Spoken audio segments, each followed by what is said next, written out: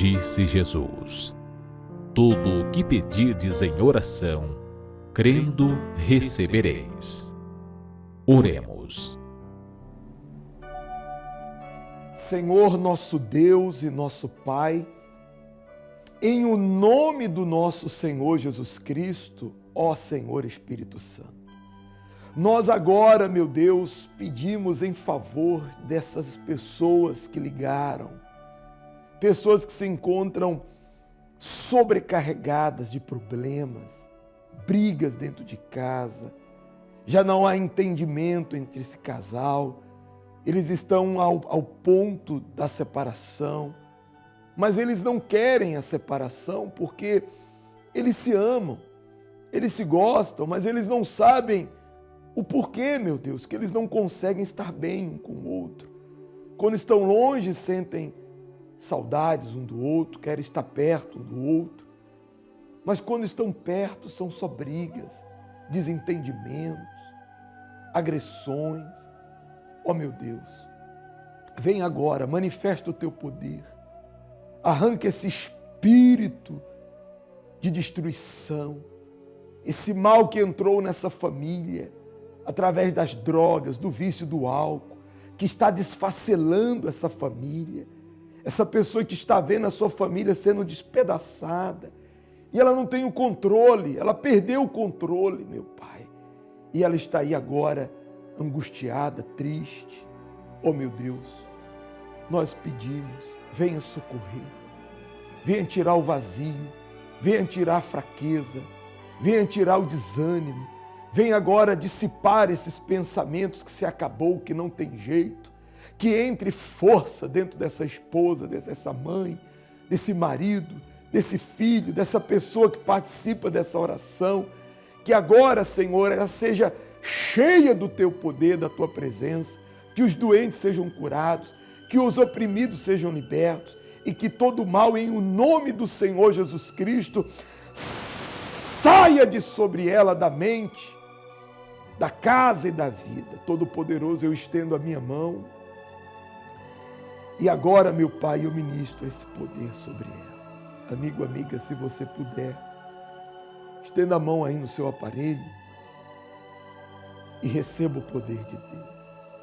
Leve a sua mão agora ao coração ou ao lugar da dor, receba paz. Aí dentro da sua alma, receba força. Agora, neste momento, acontece alguma coisa. Alguma coisa está acontecendo dentro de você. Deus te livra, te cura e te liberta. Ó Deus, eu te agradeço, meu Pai, porque o Senhor nos ouve e nos responde. Eu entrego essas vidas em tuas mãos, que ligaram e os que não puderam ligar, na certeza que a partir de agora tudo será diferente. E os que creem e recebem, digam amém e graças a Deus.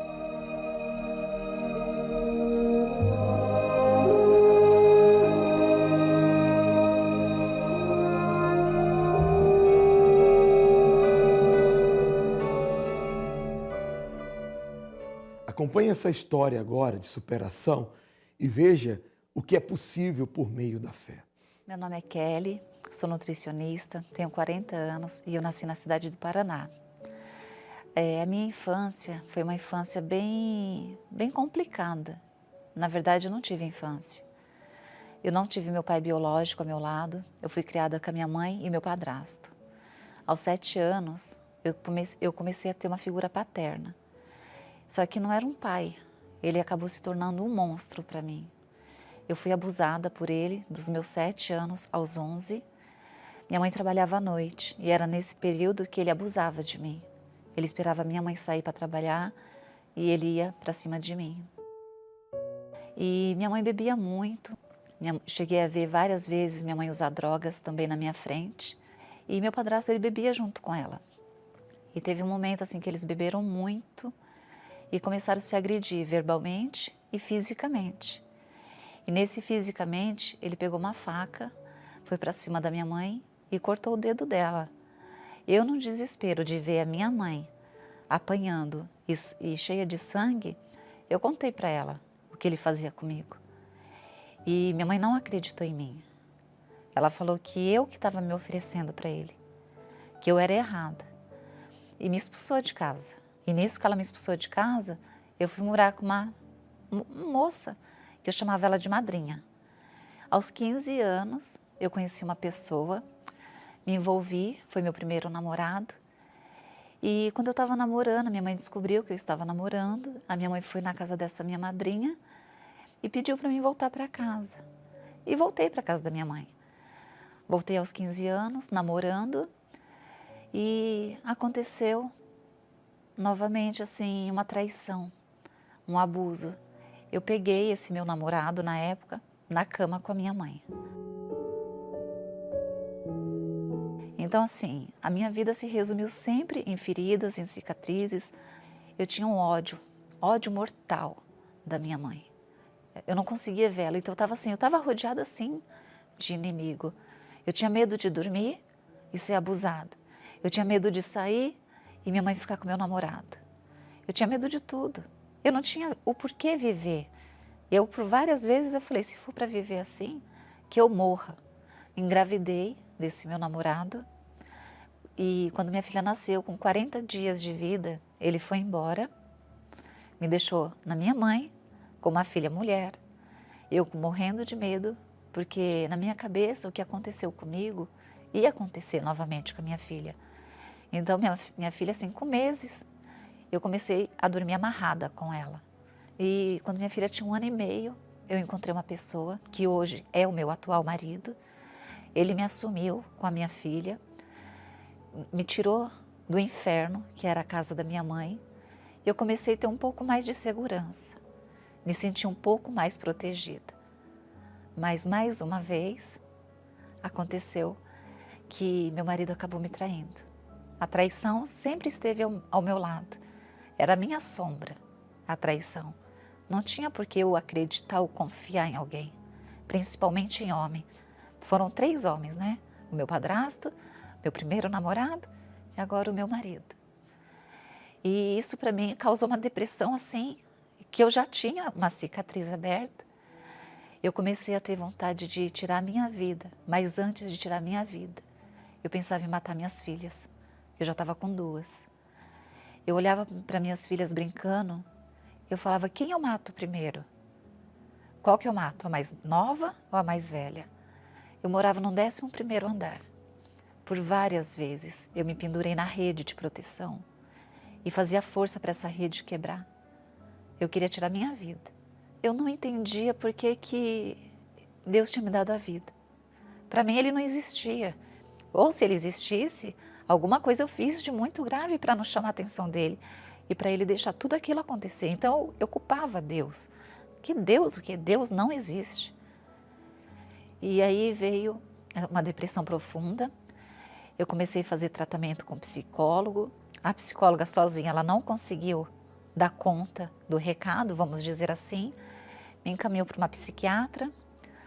Em 3 sessões que eu conversei com a psiquiatra, ela já me deu uma carta de internação. Já era para mim ficar internada por causa da minha depressão. Só que assim, não resolveu. Eu peguei a carta, rasguei. Meu marido não deixou ela me internar. Eu coloquei ponto final, aí meu marido, ele veio buscar ajuda em tudo que era lugar. Não só com os médicos, mas em outras religiões também. E até que ele veio e me convidou a participar de uma reunião da igreja. A primeira reunião que a gente veio foi na terapia do amor. Ele aceitou vir nas minhas condições, né? Porque eu era mandona.